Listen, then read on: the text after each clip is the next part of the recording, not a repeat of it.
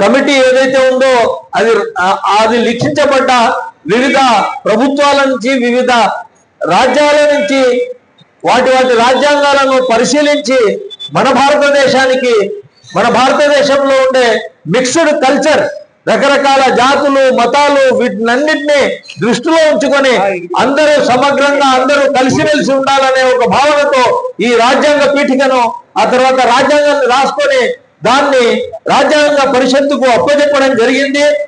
ఈ రోజే దాన్ని ఆమోదించుకోవడం జరిగింది. ఆ తర్వాత 1951 సంవత్సరంలో జనవరి 26 నుంచి 50లో దాన్ని అమలులో తెచ్చుకున్నాము. కానీ దురదృష్టవశాత్తు ఈ రోజు ఇప్పుడుండే న్యాయము కొందరికే, డబ్బులుండే వారికే న్యాయం జరుగుతూ ఉంది. స్వాతంత్రం అంటే ఈ రోజు కూడా మనకు భావ స్వాతంత్రం లేదు. తర్వాత చాలా వెనుకబడిన కులాలకు, ఎస్సీ ఎస్టీ బీసీ మైనారిటీ ఇటువంటి కులాలు మతాల వాళ్ళకు ఈ రోజు కూడా సరైన స్వాతంత్రం లేదనే చెప్పాలి. సమానత్వము లేదు, అవకాశాలలోనూ అంతస్తుల్లోనూ సారూప్యత లేదు. ఎవరికి వారుగా పేదలు ఇంకా పేదలు అవుతా ఉన్నారు, ధనవంతులు ఇంకా ధనవంతులు అవుతున్నారు.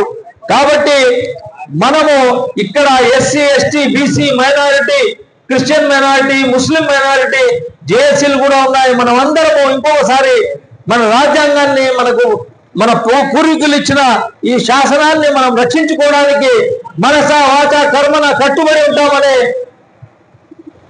మనము ఈరోజు ఈ ప్రతిజ్ఞ చేస్తూ మిగతా వాళ్ళని నేను ఇప్పుడు మొట్టమొదట ఈరోజు రాజ్యాంగ దినోత్సవం, మనం రాజ్యాంగ దినోత్సవాన్ని గౌరవిస్తూ 76వ రాజ్యాంగ దినోత్సవాన్ని గౌరవిస్తూ ఈరోజు రాజ్యాంగకర్త, రాజ్యాంగ రూపకర్త అయిన డాక్టర్ బాబాసాహెబ్ అంబేద్కర్ గారి విగ్రహం దగ్గర మనము ఆ పీఠికను, ఆయన రచించిన మొదటి అంశాన్ని మనం పునరంకితం అవుతూ ఈరోజు ప్రమాణ స్వీకారం చేసినాము. అయితే ఈ రాజ్యాంగము మనం ఎంత గౌరవించాల్సిందో అంత గౌరవించుకోలేని స్థితికి వచ్చింది. రాజ్యాంగాన్ని పక్కన పెట్టి మను రాజ్యాంగాన్ని అమలు పరిచే విధంగా ప్రభుత్వాలు తమ యొక్క ప్రయత్నాలు మొదలుపెట్టినాయి. దానికి ముఖ్య ఉదాహరణ గౌరవ రాష్ట్రపతి అంటే దేశానికి అధ్యక్షురాలు, మొదటి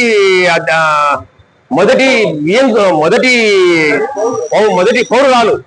వాయువును పార్లమెంటు భవనంలోనికి రానియకుండా చేసినారంటే మన దౌర్భాగ్యం. ప్రజాస్వామ్య దేశంలో ఇంకెంతగానే ఉంది.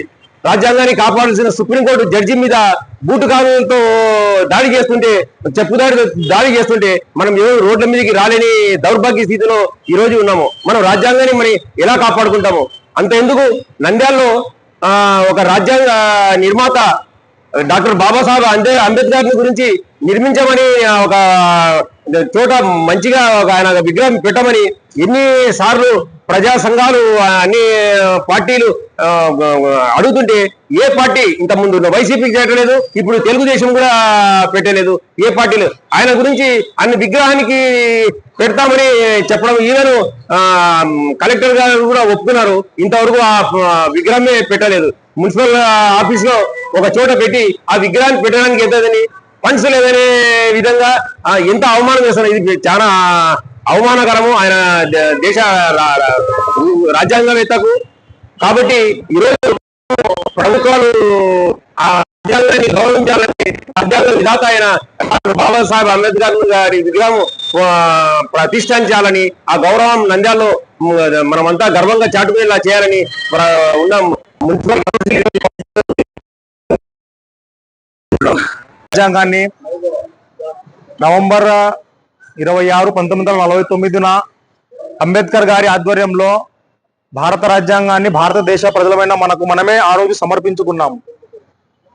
ఈ భారతదేశము దాదాపుగా 200 సంవత్సరాలు బ్రిటిష్ పాలనలో మగ్గిన తర్వాత దేశ స్వతంత్ర పోరాటంలో పాల్గొన్న ఎందరో మహానుభావులు భారతదేశాన్ని ఒక రాజ్యాంగబద్ధమైన దేశంగా మరియు ప్రజాస్వామ్య దేశంగా నిర్మించాలనే ఉద్దేశంతోనే ఆ రోజు బాబాసాహెబ్ అంబేద్కర్ గారిని రాజ్యాంగ డ్రాఫ్ట్ కమిటీ చైర్మన్ గా నియమించి రాజ్యాంగాన్ని రచించాలని చెప్పారు. ఆయన 2 సంవత్సరాల పాటు రాజ్యాంగాన్ని రచించి రాజ్యాంగాన్ని మనకు మరియు ఈ దేశానికి అంకితం ఇచ్చారు. దాదాపు 75 సంవత్సరాల తర్వాత మనం చూసుకుంటే ఈరోజు భారతదేశము రాజ్యాంగం మీద నడుస్తుందా అని మనము ప్రశ్నించుకోవాల్సిన అవసరం ఉంది. ఈరోజు భారతదేశము రాజ్యాంగంగా మనం చేసుకుంటున్నాము ఇటువంటి వేడుకలు, మరియు పార్లమెంట్ లో, రాజ్యసభలో, లోక్సభలో మన ప్రధాని మోడీ గారు రాజ్యాంగం మొక్కుతున్నారు. కానీ అది అమల్లో ఉందా అని ఎస్డిపి తరపున మేము ప్రశ్నిస్తున్నాము. ఎక్కడ చూసినా దళితులపై దాడులు, మైనార్టీలపై దాడులు, అణగారిన వర్గాలపై దాడులు హింసిస్తున్నారు. మరియు మనువాదాన్ని, మనుస్మృతిని అమలు చేయాలని మీ యొక్క ఏదైతే రూపకల్పన చేసుకున్నారో దాన్ని అమలు చేసే సమయం వచ్చినా కూడా ఎక్కడో దళితులు మరియు అణగారిన వర్గాలు, బహుజనులు బయటకు వస్తారన్న భయంతో మనుస్మృతిని ఇంటర్నల్ గా అమలు చేస్తున్నారు. పేరుకేమో ముందు రాజ్యాంగం పెట్టి రాజ్యాంగం అమలు జరుగుతుంటున్నారు, కానీ దేశంలో మనుస్మృతి అమలు అవుతుంది. దానికి బీజేపీ ప్రభుత్వమే ముందు ఉండి నడిపిస్తుంది. మన సోదరులు చెప్పినట్లు ఇంతకు ముందు కూడా ఎందరో మహానుభావులు మనమందరినీ, ఎందరో ఉద్యమకారులను జైలులో మగ్గిస్తున్నారు. ఎవరైతే బీజేపీకి మరియు ఈ మనువాదులకు వ్యతిరేకంగా మాట్లాడుతూ వాళ్ళందరూ దేశద్రోహులు. దళితులు, అణగారిన వర్గాలు మాట్లాడితే బీజేపీకి వ్యతిరేకంగా వాళ్ళందరూ నక్సలైట్లు, మావోయిస్టులు. పంజాబ్కు చెందిన వాళ్ళు సిక్కులు మాట్లాడితే వాళ్ళు ఖలిస్తాన్లు. ముస్లింలు మాట్లాడితే బీజేపీకి వ్యతిరేకంగా టెర్రరిస్టులు. క్రిస్టియన్లు వ్యతిరేకంగా మాట్లాడితే వాళ్ళు బ్రిటిషర్లకు సొత్తు అంటారు. అసలైన బ్రిటిషర్లకు మీరు బూట్లు లాగిన జాతి అయితే మీది. ఈ రోజు మీరు అధికారంలో ఉండి ఈ దేశాన్ని భ్రష్టు పట్టిస్తున్నారు. ఇప్పటికీ మనకు సమయం మించిపోలేదు. ఇప్పటికీ ఎస్సీ, ఎస్టీ, బీసీ, మైనార్టీ, దళిత, బహుజనులు ఏకం కాకపోతే రాబోయే రోజుల్లో వీళ్ళు రాజ్యాంగాన్ని కూడా లేకుండా చేస్తారు ఈ శక్తులు, ఈ బీజేపీ, ఈ కార్పొరేట్ శక్తులు. వీళ్ళకందరికీ వ్యతిరేకంగా మనమందరం సంఘటితమై అందరం కలిసి ఈ రాజ్యాంగ వ్యతిరేక శక్తులను ఓడించి మళ్ళీ ఆయన రాసిన రాజ్యాంగాన్ని గెలుపు కోసం అందరం కలిసి పోరాడాలని పిలుపునిస్తున్నాను. అదేవిధంగా social democratic party of India SDP ఆధ్వర్యంలో నంద్యాలలో కూడా విగ్రహాన్ని, అంబేద్కర్ గారి విగ్రహాన్ని ఏర్పాటు చేస్తా ఉన్నారు. దాదాపుగా హామీ ఇచ్చి 8 నెలలు కావస్తుంది.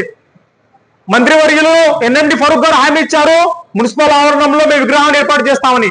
8 నెలలు అవుతుంది, ఇప్పటికీ విగ్రహం ఏర్పాటు కాలేదు కదా. అక్కడ ఒక ఇంటితో కూడా పెట్టలే. మీరే న్యాయశాఖ మంత్రి, మరి మన మొట్టమొదటి న్యాయశాఖ మంత్రి అంబేద్కర్ గారు, ఆయన విగ్రహమే మన నంద్యాల లేకుంటే ఎంత సిగ్గుచేటు, మన దౌర్భాగ్యం.